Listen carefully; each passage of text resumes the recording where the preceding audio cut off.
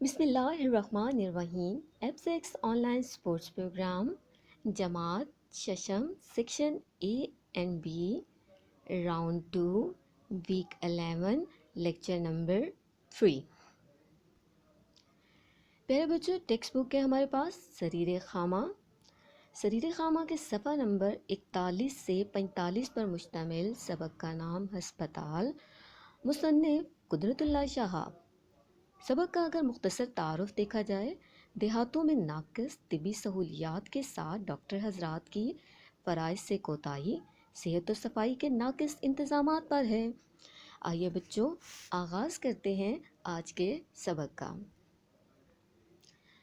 پڑھائی اور تبادلہ خیال میں ہمارے پاس پوائنٹس ہیں: ہسپتال کی ضرورت اور اہمیت، صفائی کی ضرورت اور اہمیت، فرائض کی ادائیگی، حفظان صحت کے اصولوں پر عمل درآمد۔ سبق کا تعارف، سبق کے اہم نکات کا احاطہ کرنا۔ پیارے بچوں، سبق کا مکمل تفصیلی تعارف راؤنڈ 2 ویک 10 لیکچر نمبر 2 میں ہو چکا ہے۔ یہاں ہم سبق کے مختلف تعارف کے ساتھ آگے بڑھیں گے۔ سبق قدرت اللہ شہاب کی تحریر ہے، جس میں وہ اپنے ایک ہسپتال کے اچانک دورے کے بارے میں بتاتے ہیں۔ ہسپتال اپنی اصلی شناخت کھو چکا ہو، ڈاکٹر صاحب بڑے گھریلو سے حلیے میں مریضوں سے نمٹ رہے ہیں۔ نسخہ لکھنے سے لے کر نسخہ لینے تک ہر مریض حتی الامکان اپنے مرض کی خود تشخیص کرتا اور دوائی لیے بنا چلا جاتا۔ ہسپتال کے احاطے میں ڈاکٹر صاحب کی بھینس کا قبضہ، ڈپٹی کمشنر کی شناخت ہونے کے بعد ڈاکٹر صاحب کا حلیہ آنن فانن بدل جانا، اور وزٹر بک میں شہاب صاحب اپنے دورے کا حقیقی تجزیہ کرتے ہیں۔ کچھ سال کے بعد ایک بار پھر اسی ہسپتال کا دورہ کرنے جاتے ہیں تو ہسپتال کی حالت میں تو کچھ خاص تبدیلی نہ دیکھتے، مگر وزٹر بک سے ان کے ریمارکس پیج غائب ہوتے۔ پیارے بچوں، تحریری کام کی طرف آتے ہیں۔ سوال نمبر 1، سوالات کے جوابات دیں۔ سوال نمبر 1، مصنف نے ڈاک بنگلے کو کس حالت میں پایا؟ ڈاک بنگلہ کھلا پڑا تھا، اندر گیا تو دیکھا چھت غائب ہے۔ پہلے خیال آیا کہ یہ اوپن ایئر تھیٹر کی طرح اوپن ایئر ڈاک بنگلہ ہے، لیکن چوکیدار نے بڑی خندہ پیشانی سے وضاحت کی کہ دراصل یہ 1950 کے سیلاب کا نتیجہ ہے۔ انسان کی آنکھ اور ڈپٹی کمشنر کی آنکھ میں کیا فرق پایا جاتا ہے؟ انسان کی آنکھ سب کچھ دیکھتی ہے اور ڈپٹی کمشنر کی آنکھ فقط وہی دیکھنے کی عادی ہو جاتی ہے جو اسے دکھایا جائے۔ اس کے علاوہ انسان کی آنکھ عموماً سیدھی ہوتی ہے اور ڈپٹی کمشنر کی آنکھ اپنے ٹیڑھے ترچھے زاویوں کی وجہ سے کسی قدر بہنگی ہو جاتی ہے۔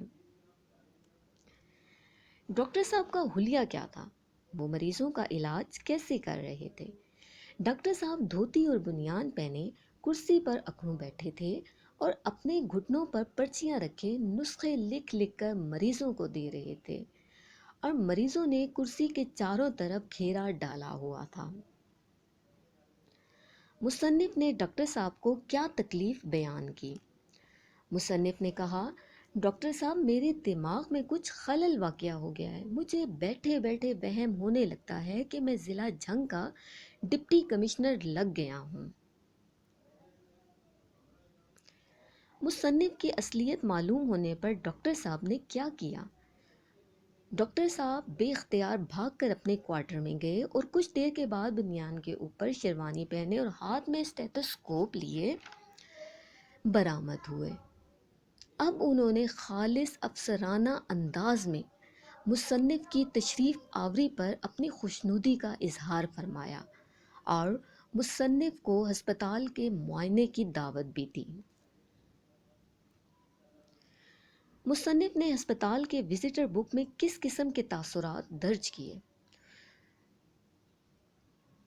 دنیائی طب میں یہ ہسپتال سنگ میل کی حیثیت رکھتا ہے۔ یہاں پر دوائیوں کی جگہ نسخوں سے علاج کیا جاتا ہے اور مریضوں کی تعداد روز افزوں ترقی پر ہے۔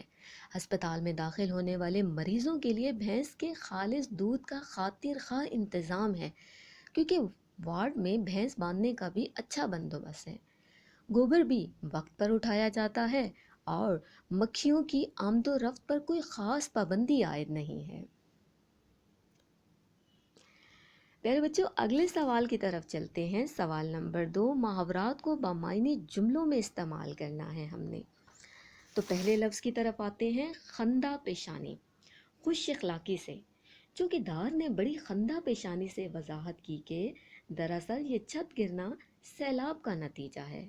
دور افتادہ، جو بہت دور ہو۔ اس دور افتاد گاؤں میں اللہ کا دیا سب کچھ تھا سوائے طبی سہولیات کے۔ مشاہدہ، معائنہ کرنا، انسان کی آنکھ ان نظاروں کا مشاہدہ کرتی ہے جو ڈپٹی کمشنر کی آنکھ کو نصیب نہیں ہے۔ تشخیص، بیماری کا کھوج لگانا، ہر مریض اپنے مرض کی خود تشخیص کرتا اور نسخہ لے کر روانہ ہو جاتا۔ راز فاش کرنا، بھری محفل میں اسلم نے اکرم کے فیل ہونے کا راز فاش کر دیا۔ روز افزوں، دن بدن ترقی کرنے والا یا مسلسل اضافہ۔ ڈاکٹر کی نااہلی کی بدولت مریضوں کی تعداد میں روز افزوں اضافہ لمحہ فکریہ ہے۔ آنکھیں دکھانا، غصہ کرنا، اسد نے ادھار کی رقم واپس کرنے کے بجائے آنکھیں دکھانا شروع کر دی۔ آنکھوں میں دھول جھونکنا، دھوکہ دینا، سچ بات سے مکر کر آپ میری آنکھوں میں دھول نہیں جھونک سکتے۔ سوال نمبر 3 کی طرف آتے ہیں، جملوں کی ترتیب درست کریں۔ بچوں، آپ کی سہولت کے لیے ان تمام جملوں کی ترتیب کو درست کر دیا گیا ہے۔ نمبر 1 کی طرف دیکھتے ہیں، ڈاک بنگلہ کھلا پڑا تھا، اس میں بھی اللہ کی کوئی حکمت ہوگی، یہ ضرور 100 سال پرانے تھے۔ ڈاکٹر صاحب ہر مریض سے سوال کرتے تھے، میرے دماغ میں کچھ خلل واقع ہو گیا ہے، یہ ہسپتال دنیائے طب میں سنگ میل کی حیثیت رکھتا ہے، میری تکلیف ذرا پیچیدہ قسم کی ہے۔ پیارے بچوں، سوال نمبر 3 آپ نے اپنی بک کے اوپر حل کرنا ہے۔ اگلے سوال کی طرف دیکھتے ہیں، سوال نمبر 4، جملے مکمل کرنے ہیں ہم نے۔ بچوں، آدھا جملہ آپ کی کتاب میں لکھا ہوا ہے اور آدھا جملہ یہاں پہ مکمل کر کے لکھ دیا گیا ہے۔ اب مکمل جملہ آپ نے اپنی بک میں تحریر کرنا ہے۔ میں غروب ہوتا ہے، پڑھنے کے وقت پڑھو، ہچکی بن گئی، لاہور میں ہے، گھر کا نہ گھاٹ کا، جنت ہے، قومی زبان ہے، اسی کو ساجھے۔ سوال نمبر 7، آسان الفاظ میں تحریر کریں۔ چینی سے بنے یہ برتن 100 سال پرانے تھے، مریض اپنی سوچ کے مطابق اپنی بیماری کا خود ہی پتہ لگاتا، میرے دماغ میں کچھ خرابی ہو گئی ہے۔ ڈاکٹر صاحب بڑی تیزی سے دوائی لکھ کر اس کے حوالے کر دیتے، اس دیری کا ہسپتال کی مقبولیت اور اہمیت پر بالکل اثر نہیں پڑتا، مریضوں کی تعداد میں روز بروز اضافہ ہو رہا ہے۔ اگلے سوال کی طرف چلیں تو ہمارے پاس آ رہی ہے کردار نگاری۔ ڈاکٹر صاحب کے کردار پر نوٹ لکھنا ہے ہم نے۔ ڈاکٹر صاحب کے کردار میں سب سے پہلا نمبر آ رہا ہے شکل و صورت۔ دھوتی بنیان پہنے گھریلو سے حلیے میں ڈاکٹر صاحب ایک عام سے انسان لگے، اینک لگائے چہرہ تھوڑا باروب سا تھا۔ عادات و اطوار کے لحاظ سے تیزی سے کام کرنے کے عادی تھے، کم گو اور مریضوں کو اپنے مرض کی خود تشخیص کرنے پر ابھارتے تھے۔ کردار، ڈاکٹر صاحب کا کردار اپنے شعبے سے ناانصافی کرتے دکھا، بیماریوں میں اضافے پر تشویش کے بجائے فخر محسوس کیا، احساس ذمہ داری اور فرض شناسی کا فقدان دکھا۔ اگلے سوال کی طرف چلیں، تخلیقی لکھائی، گرامر ورک ہے ہمارے پاس، تخلیقی لکھائی اور تفہیم نگاری ہے اس میں کام۔ اردو زبان و قواعد صفحہ نمبر 30 سے 32 پر تفہیم نگاری موجود ہے۔ پیراگراف کو پڑھیے گا اور سوال نمبر 1 سے 6 تک ہم نے حل کرنے ہیں۔ بچوں یہ سارا بک ورک ہے آپ کا، سوال نمبر 1 سے 6 تک ہم نے حل کرنا ہے۔ سوال نمبر 1 سے 5 تک تفہیم کے سوالات ہیں، اور سوال نمبر 6 کو دیکھتے ہیں۔ سوال نمبر 6 کیا ہے؟